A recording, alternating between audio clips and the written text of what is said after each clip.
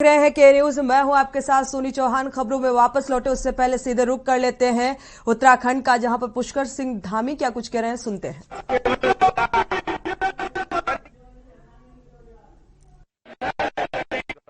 आयोजित कर रहे हैं, इतने हमारे शिक्षक उस दिन नियुक्ति पत्र देने का एक कार्यक्रम है।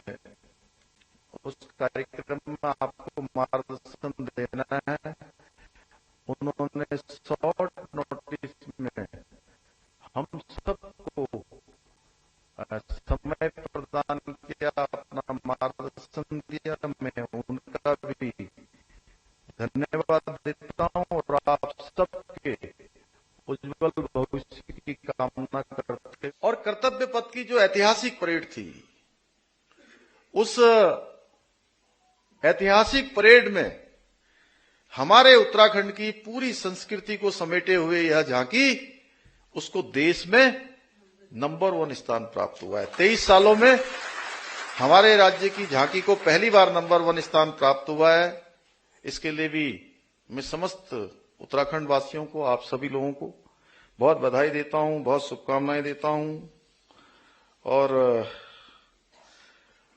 भाइयों बहनों, किसी भी राज्य व राष्ट्र का भविष्य हमारे विद्यालयों में निर्मित होता है।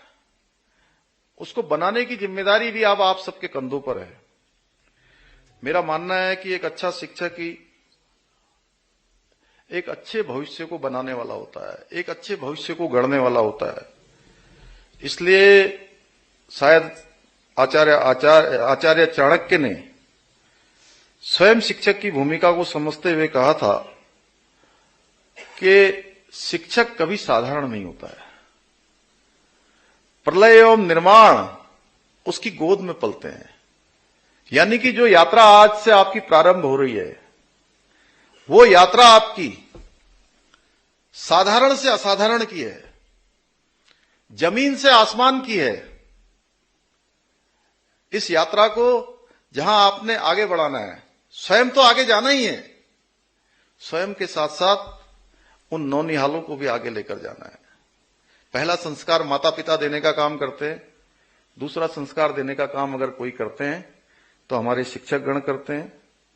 और आज हमारे तमाम तरीके से जिसके बारे में राष्ट्रीय जो हमारी नई शिक्षा नीति आई है, उस पर उत्तराखंड के अंदर तेजी से काम हो रहा है। आधुनिक तकनीक से संबंधित संसाधनों से जो आच्छादित हमारे विद्यालय हैं, उन पर भी तेजी से काम हो रहा है।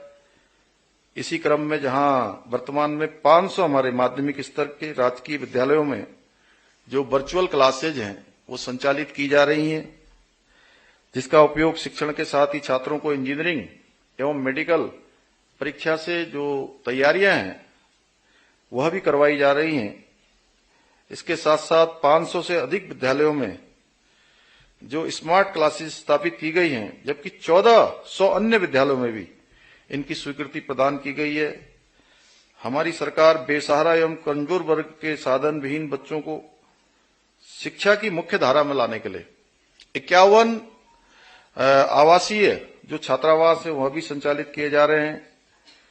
राजकीय विद्यालयों में रोजगार परक शिक्षा मिल सके, इसके लिए विद्यालयी शिक्षा से कोई भी छात्र वंचित न हो, इसके लिए 200 विद्यालयों में 8 विभिन्न ट्रेडों के अंतर्गत व्यावसायिक जो पाठ्यक्रम है वह भी संचालित किए जा रहे हैं, जबकि 200 अन्य विद्यालयों में भी इसकी स्वीकृति प्रदान की गई है। विद्यालयों में प्रत्येक छात्र अपनी प्रतिभा का सर्वश्रेष्ठ प्रयोग कर सके, इसके लिए सेतु पाठ्यक्रम भी आयोजित किए जा रहे हैं तथा छात्रों एवं छात्राओं के लिए परामर्श एवं मार्गदर्शन कार्यक्रमों की शुरुआत की गई है। भाइयों बहनों, राज्य सरकार के द्वारा अगर किसी के कंधों पर मुख्य रूप से है तो वह जिम्मेदारी भी आप सबके, हमारे शिक्षकों के कंधों पर है और उनके ज्ञान और समर्पण पर भी यह सब निर्भर करता है। आप सभी में मैं जानता हूं, क्योंकि आप सब लोगों का शानदार चयन हुआ है, आपकी प्रतिभा के आधार पर हुआ है, आपकी योग्यता के आधार पर हुआ है और ज्ञान की आप में कोई कमी नहीं है। जरूरत है तो बस केवल एक बात की है कि संपूर्ण भाव से, पूरे मनोयोग से, समर्पित भाव से कार्य करने की है। आज जो भी शिक्षक एवं आगे की नियुक्ति पाने वाले, आप सबसे मेरी अपेक्षा है कि राज्य एवं राष्ट्र के निर्माण में आप अपनी भागीदारी सुनिश्चित करें, उसमें पूरा प्रयास करें। मेरा मानना है कि इस काम के लिए विद्यालय से अच्छा कोई दूसरा प्लेटफॉर्म नहीं हो सकता। आज की यह नियुक्ति पत्र आपको नई ऊर्जा, उत्साह एवं प्रेरणा प्रदान करने के साथ साथ अपने लक्ष्यों को प्राप्त करने में भी सहायता प्रदान करेगा। और हम लोग, जैसा धन सिंह जी ने कहा कि मेधावी छात्रों के लिए जो छात्रवृत्ति की जो हम योजना लेकर आए हैं, मैंने पिछले दिनों मुख्य सचिव जी से कहा था कि शासकीय विद्यालयों में पढ़ने वाले छात्रों के लिए एक बड़ी छात्रवृत्ति योजना प्रारंभ की जाए। यह छात्रवृत्ति कक्षा 6 से 12 तक के मेधावी बच्चों को परीक्षा में प्राप्तांक के आधार पर प्रदान की जाएगी। अधिकारी इसका प्रस्ताव बना लेंगे और अनुमोदन के लिए प्रस्तुत करेंगे। हमारे धन सिंह जी इसको पूरी तरह से देख ही रहे हैं। इससे बच्चे पढ़ेंगे और विद्यालयों में जाने के लिए भी उनके अंदर जो प्रेरणा है अधिक मिलेगी। और इसके पहले चरण में हम लोग 1500 विद्यालयों को मॉडल क्लस्टर के रूप में भी स्थापित करेंगे। बाकी विद्यालय भी धीरे धीरे हमारे ठीक होंगे। इस बजट में जो हमारा अभी सामान्य बजट आने वाला है, इस बजट में हम इसकी व्यवस्था करेंगे।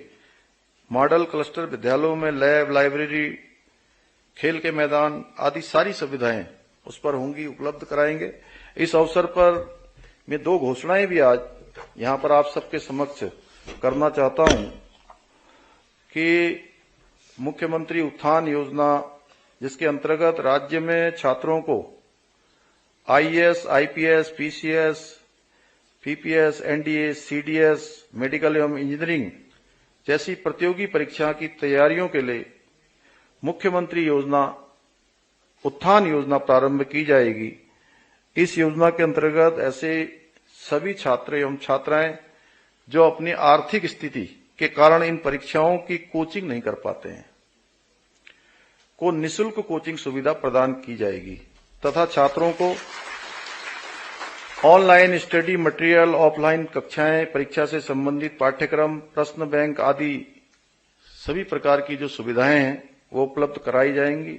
दूसरी योजना होगी ज्ञानकोश योजना के अंतर्गत राज्य सरकार द्वारा विभागीय छात्रावास, आश्रम पद्धति विद्यालयों और विभागीय प्रतिष्ठानों का उपयोग करते हुए प्रत्येक जिले में समृद्ध पुस्तकालय स्थापित किए जाएंगे और इन पुस्तकालयों का उपयोग प्रतियोगी परीक्षाओं की तैयारी करने वाले युवा छात्र, हमारे शिक्षक एवं समुदाय के सदस्य कर सकेंगे।